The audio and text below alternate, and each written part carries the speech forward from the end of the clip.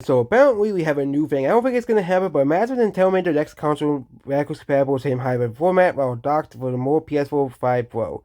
It'd be literally their own market, to own the market. Think about it, third-party multiplayer games have basically all the Sony has. Basically, if Vampire on Nintendo and anyone else, their exclusive games be all be unstoppable. It's very unrealistic that Nintendo makes the console as powerful as the PS4 Pro. I also think it's logistically impossible as well because of how technology is. I think Nintendo wants to make the console as powerful as they can possibly make it as well. Was it's going to be on the same level as the Steam Deck, because it's on PS4 Pro or Xbox Series S, which I think, considering the fact that those two consoles are not really the strongest console, but they can still hold their own as well. I think Nintendo is going to try to make the console as powerful as possible, but not being too powerful, well, it is impossible, because Nintendo still has to mass produce the Switch too.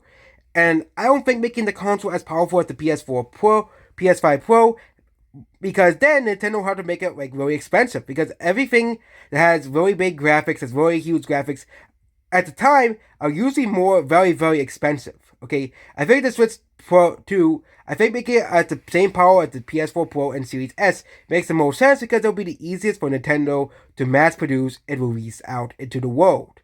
So what do you think? Do you think Nintendo should really drop the whole things of the graphics?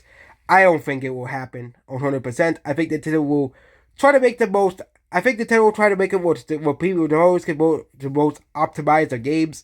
I think with graphics at this point, yes, really, I think around the PS4 Pro and Xbox Series S, I think it's gonna be very easy for developers to put games on the Switch 2, especially major games as well. So I don't think Nintendo should really have to worry about third-party games this time, because the biggest hurdle that third-party developers has always said with the Switch has been because the games were basically like 2 generations ago, like yeah, as well with 360 PS3 esque graphics, as well, which again does not really fly in this day and age in terms of like they could have at least made it on power of the PS4 and Xbox One as well, but I think making it at power of the Xbox Series S and PS4 Pro makes the most sense at this moment.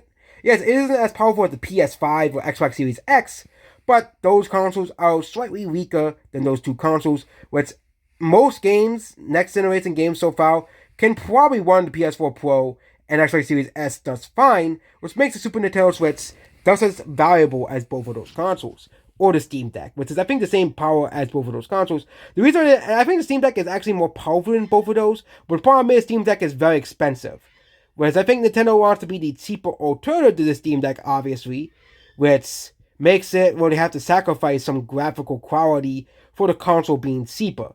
It's kind of,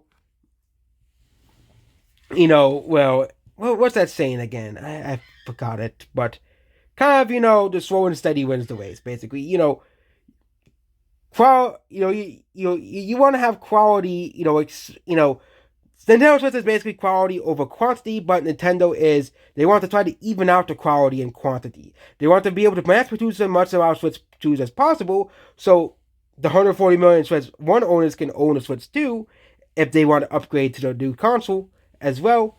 And yeah, that's about this video here. So what do you think about the Switch 2's graphics? I think the PS4 Pro and Xbox Series S is most likely the graphical output of the Switch 2. That's what all of the experts are saying, and I think that, sacrificing some graphical quality over quantity, when Nintendo wants to have it even, both quality and quantity. Steam Deck is quality over quantity. Okay, Steam Deck is very expensive to make, it's very expensive to sell, it's very expensive to get. Okay, I think Nintendo Switch 2, they want to make it where anyone can afford the Switch 2, compared to a Steam Deck or a gaming PC. Okay, like a laptop. Which laptops are pretty expensive.